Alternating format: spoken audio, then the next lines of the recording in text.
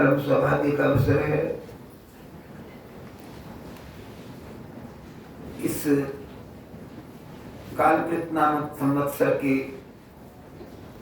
दक्षिणायतनात्मक सत्संग सत्र किंवा वर्षाकालीन सत्संग सत्र का आज द्वितीय सत्संग दिवस।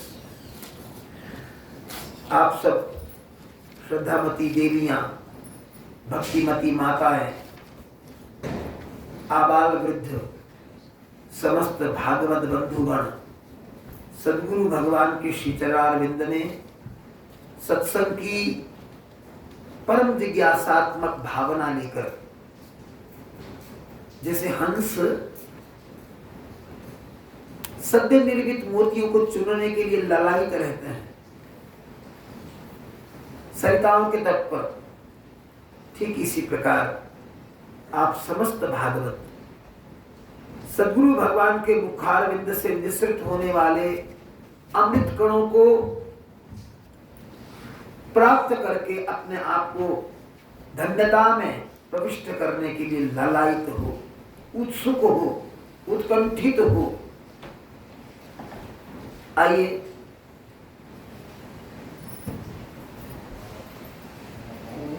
भगवान के भागवतों की चर्चा जिस तरह रोज थोड़ी बहुत की जाती है, उसको करने से पूर्व सद्गुरु भगवान के श्री चरणों में अपने हृदय का भाव पुष्प इन भजन के शब्दों के माध्यम से प्रतिपादित करें, निवेदित करें, समर्पित करें। आइए मिलकर के ये भजन कहते हैं।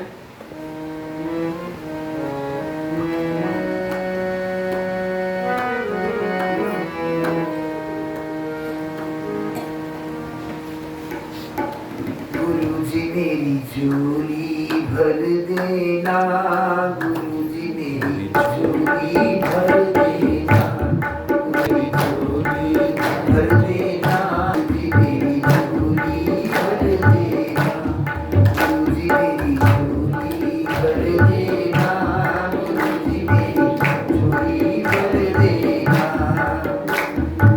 राम नाम अनमोल खजाना, राम नाम अनमोल खजाना, उसमें भर देना, गुरुजी मेरी झोली भर देना, गुरुजी मेरी झोली भर देना, गुरुजी मेरी झोली भर देना, गुरुजी मेरी झोली भर देना।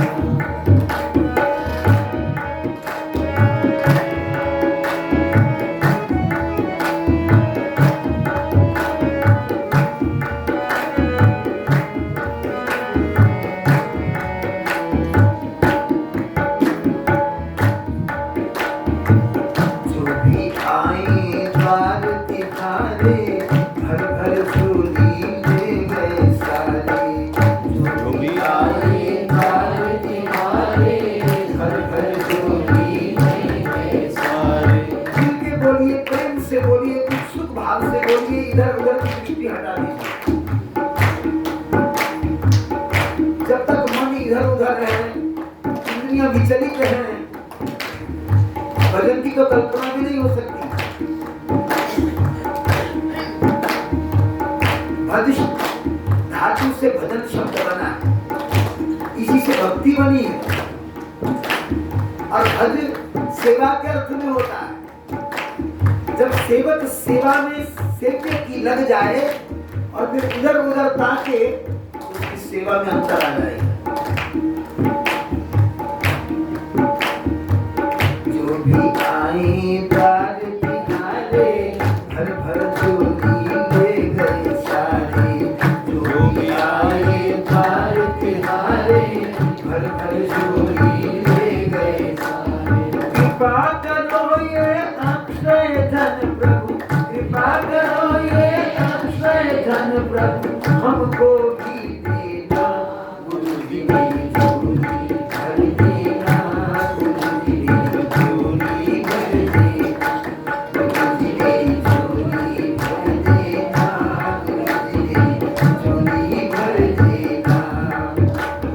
राम नाम अनमोल खजाना, राम नाम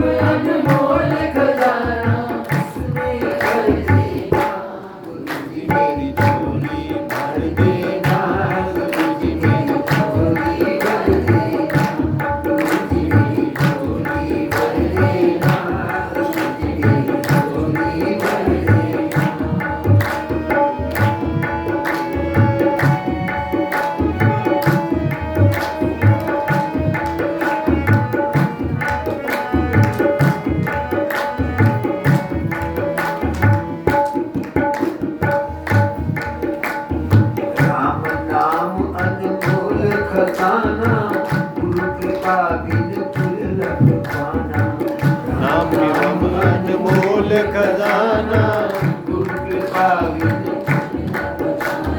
राम नाम अनमोल खजाना गुरु कृपा बिन दुर्लभ जाना। माला माल हो इस धन से सब, माला माल हो इस धन से सब, गुरु ये कृपा करना।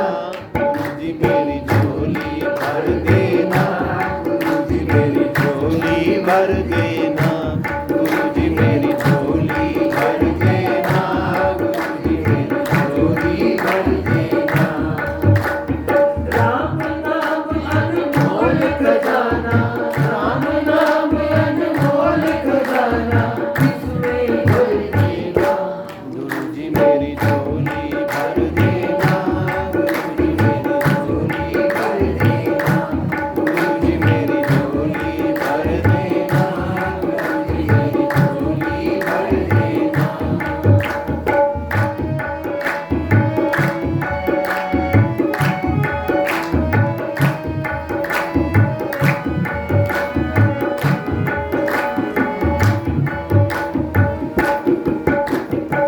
दुकान की गुरु की वो खजानी, भरने की जो भी दीवानी।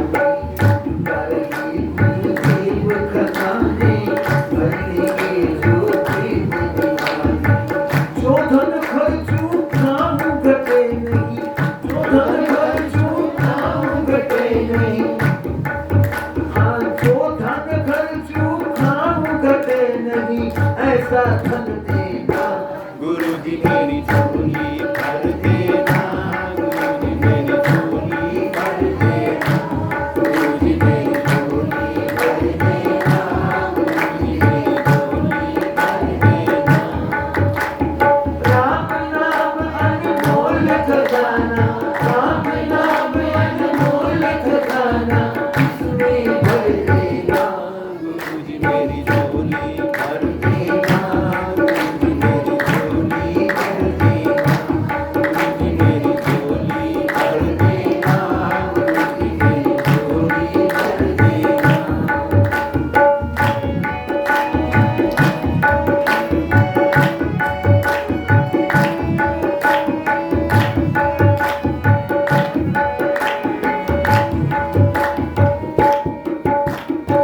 मंगलमय गुरु दाता मेरे, घाटों अंत दुख के तेरे।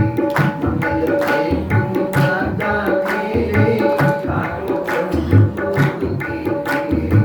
चरण शरण में लेकर सतगुरु, चरण शरण में लेकर सतगुरु, मुझको मिटा देना। गुरु जी मेरी झोली भर देना, गुरु जी मेरी झोली भर देना, गुरु जी मेरी झोली भर देना, गुरु जी मेरी झोली भर देना। राम नाम अनमोल खजाना, राम नाम अनमोल खजाना, इसमें भर देना, गुरु जी मेरी झोली भर देना, गुरु जी मेरी झोली भर देना, गुरु जी मेरी झोली भर देना, गुरु जी मेरी झोली भर देना।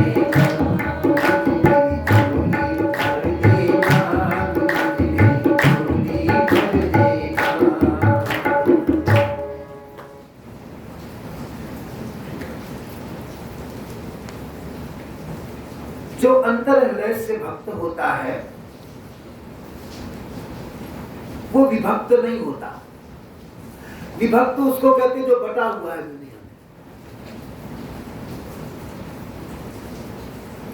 में। उसका अंतर्मन दुनिया में इस तरह से संदिग्ध हो जाता है, कोई उसे अपना दिखाई देना लग जाता है और कोई उसे पराया दिखाई देने लगता है। जब कोई अपना दिखाई देगा तो पराया जरूर दिखाई देगा, क्योंकि जहां राग होगा उसके साथ द्वेष का होना अनिवार्य है। एक स्थान पर राग और दूसरे स्थान पर द्वेष, ये ध्रुव सत्य है। राग रहेगा तो द्वेष भी रहेगा, अपना होगा तो पराया भी होगा। महाराज जी ने कल कहा था अहम के साथ ममता चिपकी हुई है। ये है खेल सब अहम का। अहमता और ममता ये एक ही भाव के दो स्वरूप, दो नाम हैं। अहमता में ममता घुसी हुई है, विष्ट है। जब हम ये समझने लग जाएंगे कि मैं बहुत बड़ा उपदेशक हूं, ज्ञानी हूं, ज्ञाता हूं, तत्वज्ञ हूं, तत्व को जानने वाला हूं, तो उस समय वो जो अहमता आएगी, फिर वो ये कहने लग जाएगी, तो इसका मतलब है तुम बड़े ज्ञानी हो, फिर तुम्हारे प्रेमी भी चंद होंगे, तुम्हें मानने वाले भी होंगे, तुम्हारा सत्कार करने वाले भी होंगे। ये सारे अहमता ममता के झूठे भाव आते ही व्यक्ति उस मोह की चरम स्थिति में पहुंच जाता है, जहां पर केवल विनाश ही विनाश रहता है, निर्माण की स्थिति ही समाप्त हो जाती है। कहने को जब हम बड़ी बड़ी बातें करते हैं, परंतु आचरण के स्तर पर फिर गिरा हुआ स्वरूप देखने को मिलता है। तो महाराज जी कल कह रहे थे, ऐसे लोगों को वाचक ज्ञानी कहना चाहिए। शब्दों के जाल तो सुंदर है, ग्रंथों से उदाहरणें पढ़ ली, पढ़ करके सुना भी दी, तोता रटी हो गई, जिसकी चर्चा हम लोगों ने कल की थी, परंतु भीतर अनुभूति नहीं हुई। महाराज जी ने कल एक बहुत सुंदर कृपा की। किसी ने जब पूछा, जब जीव परमानंद से जुड़ जाता है गुरु के माध्यम से, तो क्या उसको इस बात का एहसास होता है? किसको होता है?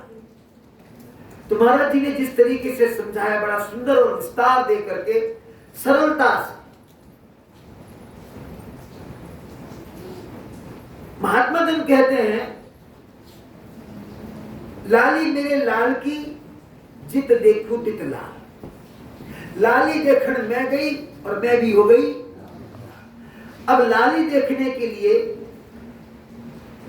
जीवात्मा परमात्मा के लिए साधन करती है, और परमात्मा के स्वरूप को देखने के लिए ललायित आत्मा जब परमात्मा के निकट पहुंचती है, तो उसका अपना रूप ही खत्म हो जाता है। एहसास कौन करेगा?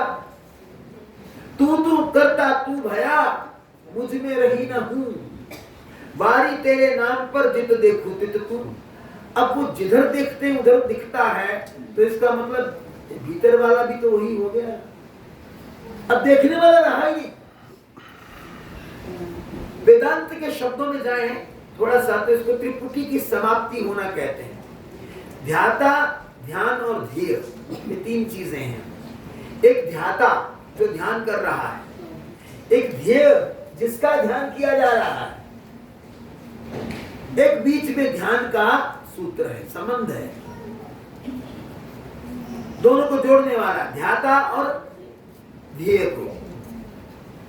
अब जब ध्याता ने ध्येय का ध्यान किया, तो ध्याता क्या बन गया? ध्येय बन गया, ध्येय में लय कर गया। तो जब ध्याता रहा ही नहीं, तो फिर अनुभूति कौन करे? महसूस किसको हो? महसूस करने वाला समाप्त हो गया। इसी का नाम कहीं समर्पण है। भक्ति में यद्यपि इससे थोड़ा सा भक्ति दैत में होती है, लेकिन परिणाम एक ही है।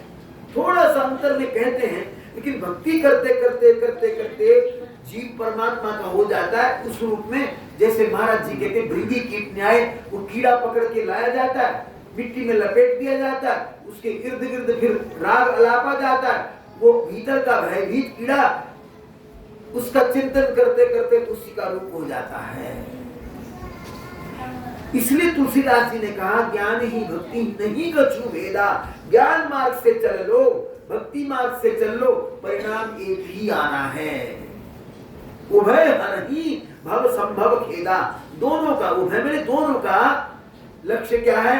भव अर्थात भव सागर, इसके खेद माने कष्ट का समापन कर देना पूरी तरह से। कल हमने इस संदर्भ में त्याग की भूमिका को लेकर, समर्पण भाव की भूमिका बनाते बनाते छोटी सी चर्चा श्री राम भक्त हनुमंतलाल जी की थी।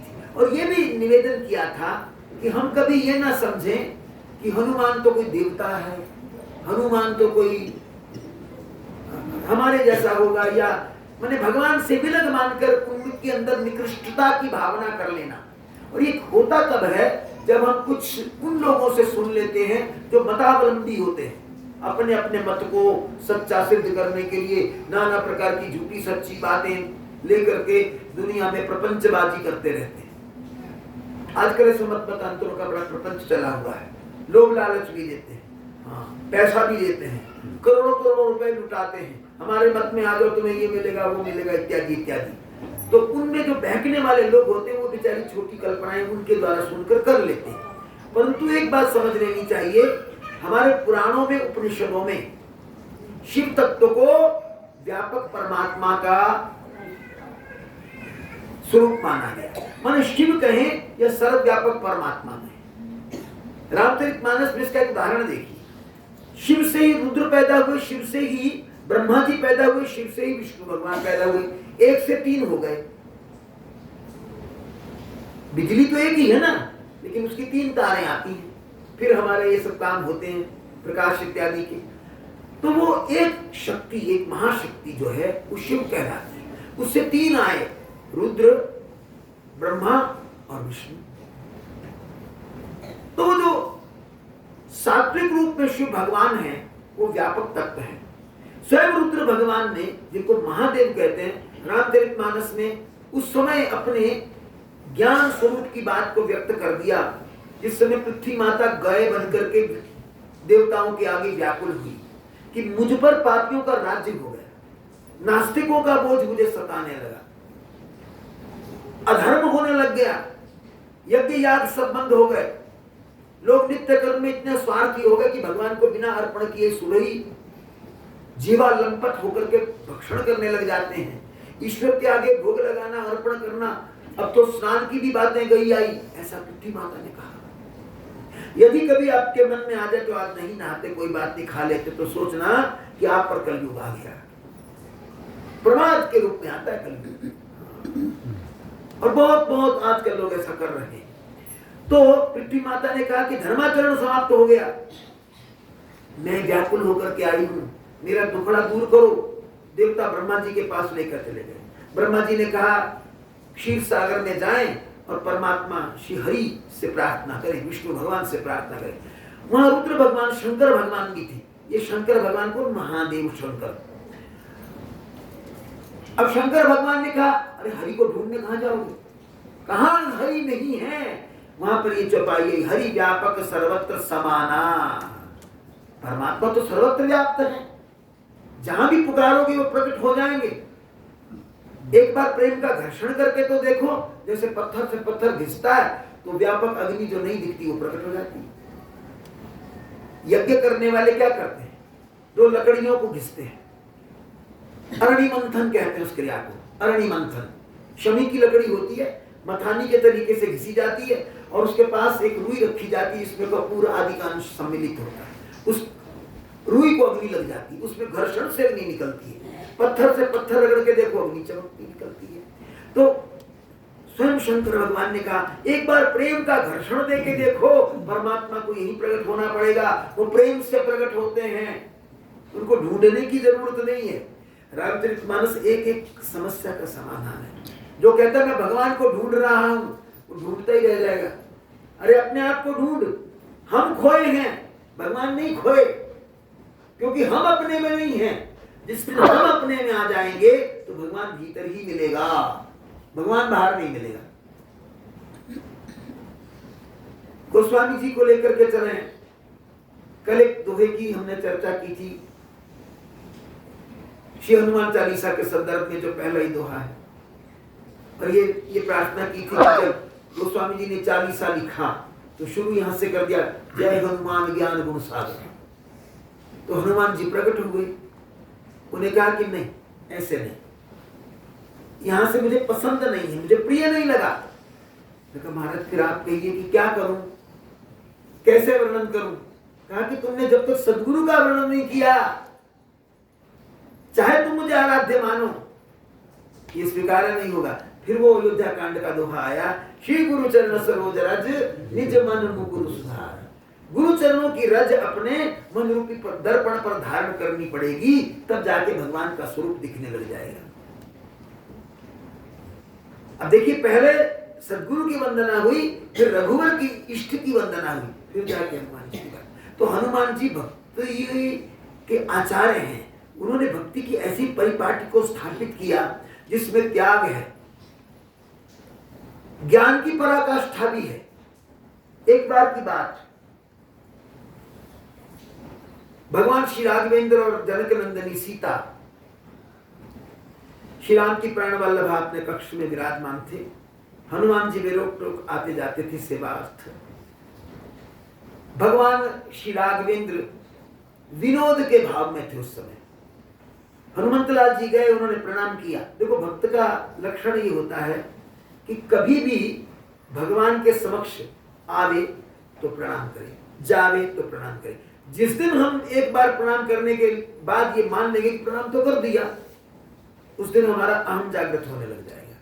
और दूसरी बात, बहुत बार हम लोगों में ये त्रुटि आती है कि भगवान के विग्रह को हम केवल प्रस्तर की मूर्ति समझते हैं, फिर यहां बैठ करके भिन्न भिन्न प्रकार की बातें भी हाँक लेते हैं, अपने मन की खरी खोटी भी एक दूसरे को सुनाने लग जाते हैं, जो कि नितांत वर्जित है।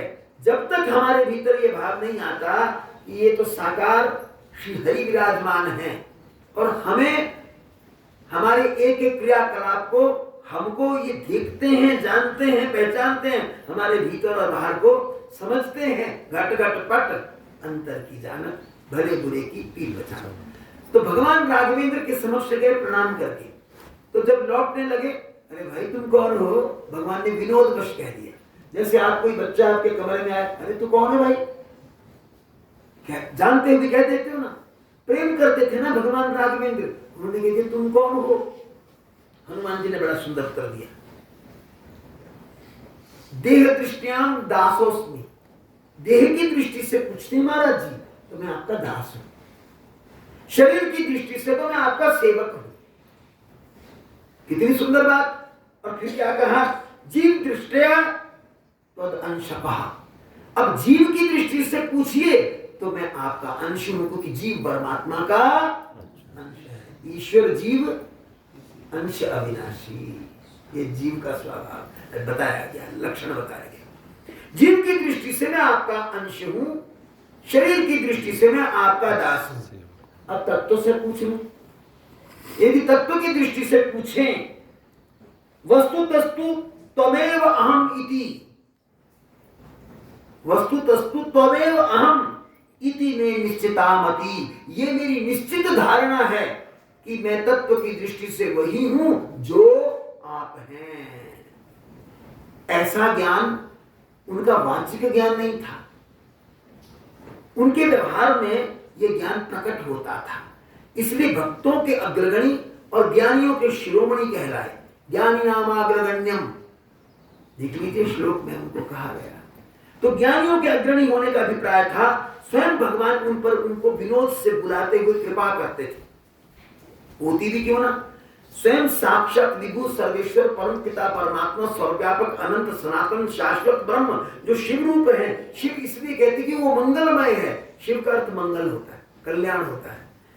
तो उसके एकादश रुद्रावतार, उसके ऊपर जो साक्षात विद्या रूपिणी माया भगवान की अर्धांगिनी जनक नंदिनी सीता भगवती, उनकी कृपा हनुमंतलाल जी पर थी, उनका आशीर्वाद उन पर था। एक कथा आती है, देखो इसमें कितना सुंदर त्याग झलकता है। हनुमंतलाल जी का त्याग के बिना भक्ति नहीं होती, त्याग के बिना अध्यात्म का पथ ही अपनाया नहीं जा सकता। एक बार सीता जी के चरणों में प्रणाम करने के लिए गए, उन्हें प्रणाम किया तो माता सीता ने कहा उठो उठो और मुझसे प्रसाद लो, मैं तुम्हें मोदक का प्रसाद, लड्डू का प्रसाद देती हूँ। तो माता ने लड्डुओं का जो पात्र था उठाने के लिए अपने आप को झुकाया, तो हनुमंतलाल जी हाथ जोड़ के खड़े थे। तो उनका ध्यान ना सीता जी की मांग में चला गया।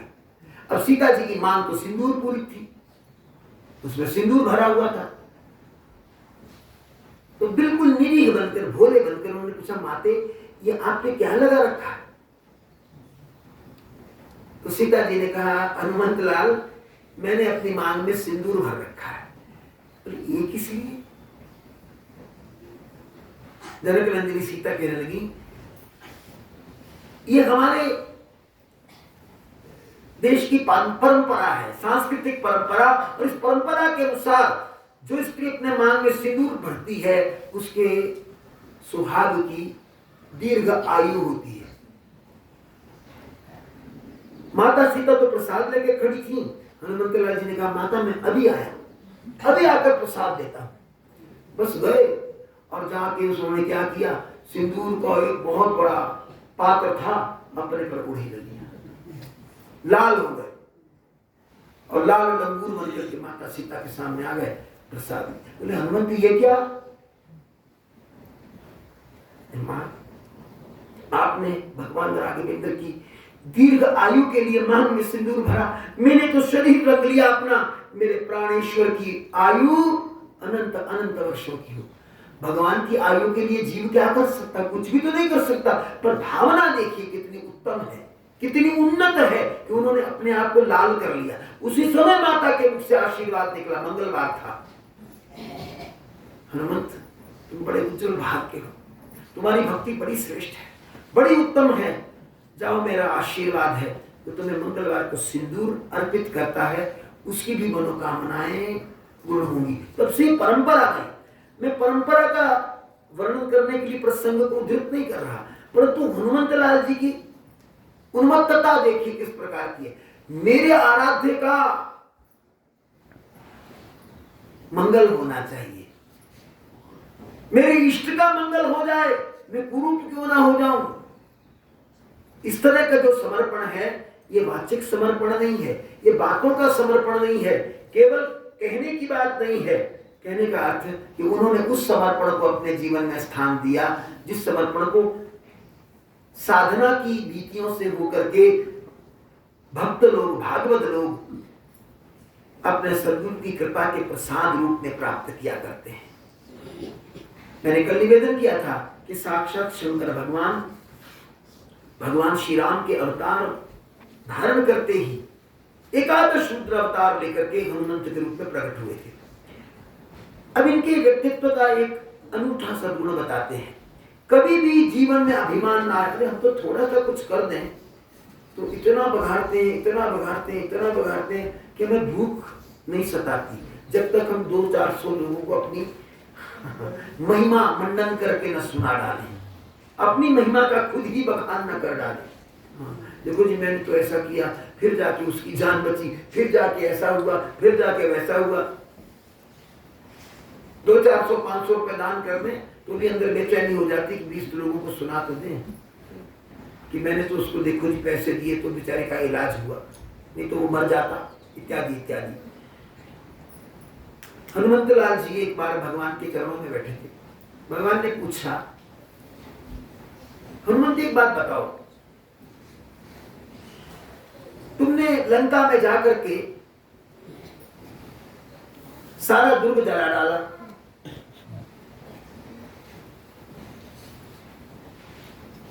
वो रावण के द्वारा पालित लंका थी। रावण हर प्रकार से सबल, शक्तिमान, और तुमने उसकी लंका पल भर में जला डाली। तुम समुद्र नांग गए, उसका नगर जलाया, उसका बाग उजाड़ा, सारे निश्चर मार दिए। ये संभव कैसे हुआ? ये तुम्हारे द्वारा हो कैसे गया? भगवान राम सत्य का उद्घाटन करना चाहते, जानते सब हैं, घट घट पट अंतर की जानने वाले भगवान स्वयं पूछ रहे हैं। तो हनुमंत लाल जी ने आंखों में आंसू भरे, प्रभु सर्वज्ञ हो, सर्व संपन्न हो, मुझे आकिंचन कर रहे की बात जानते हो, फिर आप पूछ रहे हैं। केवल इतना कहूंगा, सो सब तब प्रताप रघुराई, नाथ न कछु मोरी प्रभुताई। हे राघवेंद्र, इसमें मेरी कोई भी प्रभुता नहीं है, इसमें मेरा कोई भी सद्गुण नहीं है, बल नहीं है, युक्ति नहीं है, योग्यता नहीं है। ये तो केवल आपकी कृपा का प्रताप था, आपका वरद हस्त मेरे सिर पर था, उससे सारे कार्य सुलभ हो गए। अब हम जैसा कोई जीव होता तो सारी कथा को इतना मसाला लगाता, इतना मसाला लगाता कि मैंने बड़ा शरीर धारण किया। जामवंत ने जब मुझको ललकारा तब मैंने शरीर धारण किया, बड़ा शरीर कर लिया। फिर मेरे अंदर चेतना आई, फिर मैंने उड़ना शुरू किया। फिर मैनाक पर्वत पे गया, सुरसा को मारा, लंकिनी को प्रहार दिया। फिर मैं रावण के कक्ष में गया, मसाला लगा के सुनाता। हनुमंत लाल जी ने एक पंक्ति में बात समाप्त कर दी। प्रभु आपकी कृपा का प्रताप था, इसके अतिरिक्त कुछ हो ही नहीं सकता। जिस पर प्रभु की कृपा होती है, सद्गुरु की कृपा होती है, आराध्य भगवान की कृपा होती है, इष्ट भगवान की कृपा होती है, वही समर्थ हो सकता है। अब उनके इस प्रसंग को जानकर महाराज जी का कल का जो कथन था कि जीव में यद्यपि जीव होते कुछ ना कुछ बातें रह जाती हैं जो उसके अपने स्वार्थ से जुड़ी होती हैं, फिर भी उसको प्रयत्न यह करते रहना चाहिए कि वस्तुतः मैं कुछ नहीं हूं, मेरा कुछ नहीं है, जो कुछ है मेरे आराध्य का है, मेरे सद्गुरु का है। इस तरह करते करते करते करते फिर वो गुंजाइश समाप्त हो जाती है, जिससे हमारे कर्म हमें नरकों में धकेल देंगे। क्योंकि हम अलग रहने के लिए स्वयं अपनी अहमवादिता से बंद करके मजबूर हो जाते हैं, दूसरों को अपने से छोटा बताते हैं और अपने आप को बड़ा बताते हैं। इसलिए मैंने आज ये हनुमंत लाल जी की चर्चा पुनः रखी। वस्तुतः दूरभाष पर यह चर्चा हुई थी कि भगवान के अवतार हुए, भागवतों के अवतार भी हुए। उसमें जो हनुमान जी ने भगवान राम की सेवा के लिए अवतार धारण किए, उसमें जो 5 मुख वाला भी अवतार धारण किया, इसका पूर्व इतिहास अथवा इसकी पृष्ठभूमि क्या है, उसी की पृष्ठभूमि में मैंने 1-2 दिन की चर्चा। अब हम इसी लक्ष्य की ओर धीरे धीरे बढ़ेंगे कि वस्तुतः ये अनेक मुख धारण करके अवतार लेने का भी तात्पर्य क्या था। वैसे भगवान सर्वसमर्थ हैं, भगवान किसी भी रूप में आ सकते हैं। जब प्रहलाद जी ने भगवान को बुलाया, भगवान को भक्त के बुलाने पर तो आना ही पड़ना था। भक्त बुलावे और भगवान ना आवे, लेकिन उधर शर्त बंधी हुई थी। क्या? ब्रह्मा जी ने वरदान दे दिया था किसको? हिरण्यकशिपु को, कि मुझे ना नर मारे ना नर इतर कोई प्राणी मारे। फिर उसने यहां तक कह दिया था कि ब्रह्मा जी की बनाई हुई सृष्टि का कोई जीव मुझे मार ही ना सके, ना वो पशु हो ना वो मनुष्य हो, ना वो रात को मारे ना वो दिन को मारे, ना वो ऊपर मारे ना वो नीचे मारे, ना वो धातु के अस्त्र शस्त्रों से मारे ना वो काष्ठ से मारे, ना वो गीले से मारे ना वो सूखे से मारे, ना वो भीतर मारे ना वो बाहर मारे। अब उसको ये लगने लगा मैं स्वच्छंद हो गया, अब मैं मर ही नहीं सकता।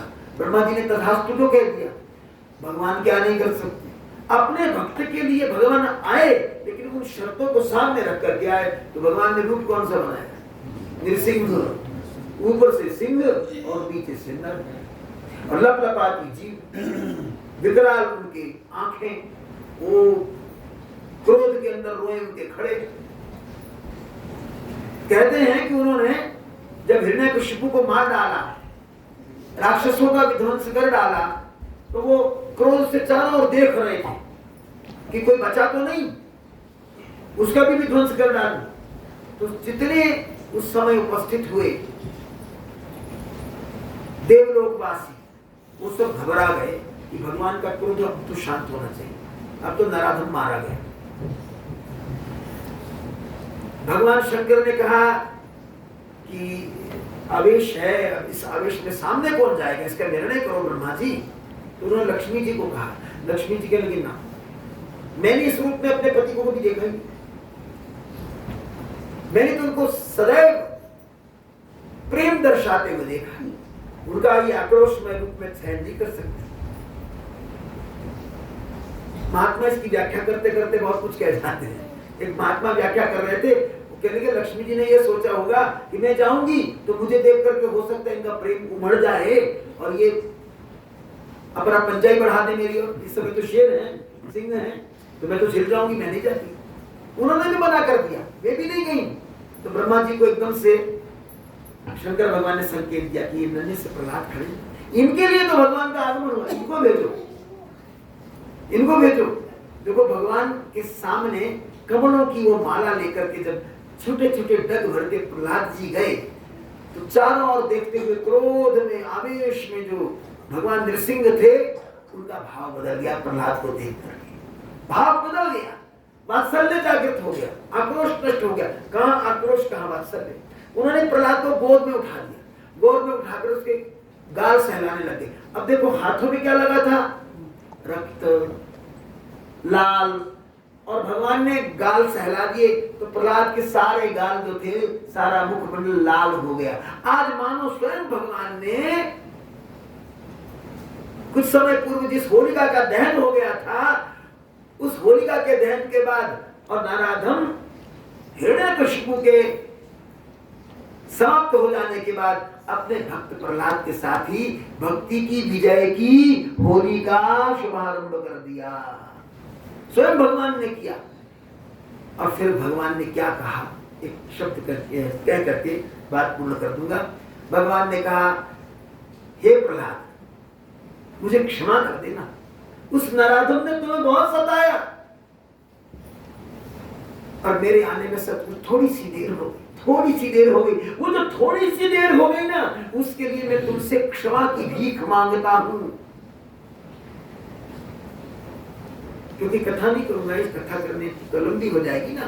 प्रहलाद ने क्या कहा, फिर कल से तो भगवान भक्त पर जब दया करते हैं, वो कोई भी रूप धारण कर सकते हैं। वो 5 मुख, 11 मुख, सिंह मुख, कुछ भी धारण कर सकते हैं। उनका ध्येय रूप का नहीं होता, उनका ध्येय भक्त पर कर्मा करने का होता है। तो भगवान इतने दयालु, परंतु ये दया होती तब है जब हम अंदर और बाहर से स्वच्छता, पूर्ण समर्पण हो, जिसकी महाराज जी ने कल हमको आदेशना की। तो हम लोगों का ध्येय होना चाहिए कि कभी भी किसी की त्रुटि की ओर हमारा मन ना जाए। ठीक है, त्रुटियां भीतर, हम इंसान हैं तो त्रुटि देखने की आदत, अभ्यास न जाने कितने जन्मों से बना, एकदम तो जाएगा नहीं।